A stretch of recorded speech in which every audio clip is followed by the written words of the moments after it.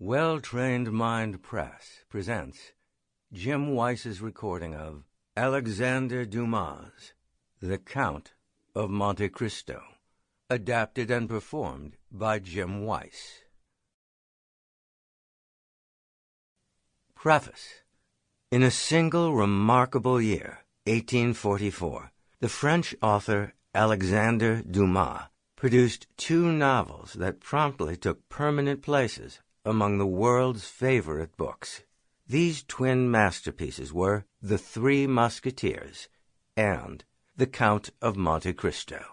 In both novels, Dumas made his fiction seem plausible, in part by weaving in actual events, people, and settings with their fictional counterparts.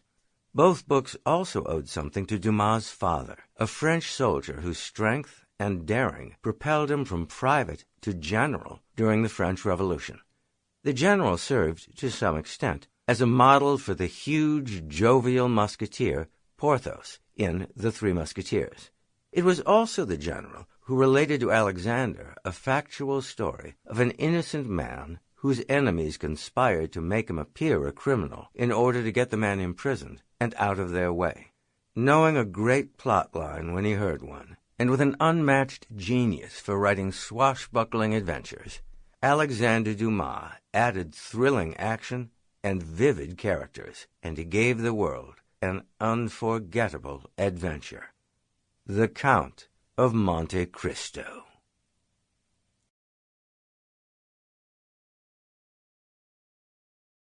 The Return of the Pharaon. "The Pharaon has been sighted. Someone run and tell Monsieur Morel." When a great merchant ship entered the harbor of Marseille on the southern coast of France, the whole city would be abuzz with the news. And when that vessel was a three-masted schooner returning from exotic ports and owned by a local favorite, such as Monsieur Morel, everyone turned out to congratulate the beaming merchant. But looking through a telescope at his ship, Monsieur Morel grew troubled. The ship's flag hung halfway down the mainmast, indicating trouble on board, or even death. Morel did not wait. He entered a small boat and had himself rowed out to the ship.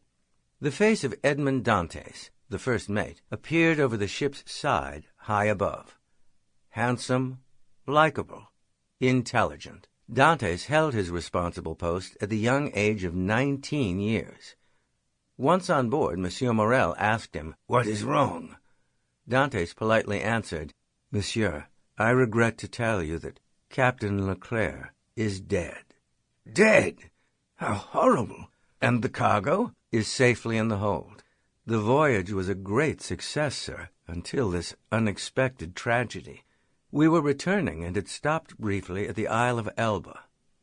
At once Morel took Dantes aside and lowered his own voice.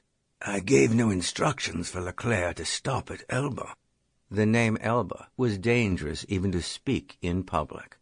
The former Emperor of France, Napoleon Bonaparte, who had conquered most of Europe, had been defeated at last by the combined armies of other European nations. Now the old French royal family, the Bourbons, had returned to the throne, taking revenge on many who had participated in Napoleon's rise to power.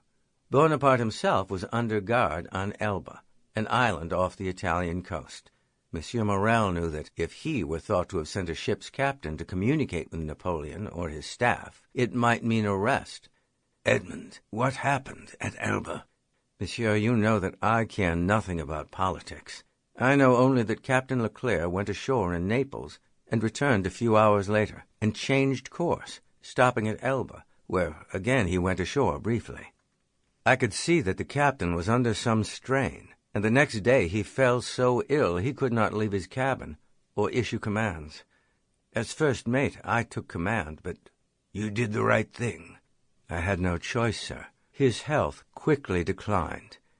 He died at sea, and, as is customary that far from home, we buried him at sea, with full honors. He was a good man, monsieur, and a great sailor. But now please excuse me. I must see to the ship's safe progress. And here is your bursar coming, Monsieur Danglars. He can tell you about the financial elements of the voyage." "A moment more." Sample complete. Ready to continue?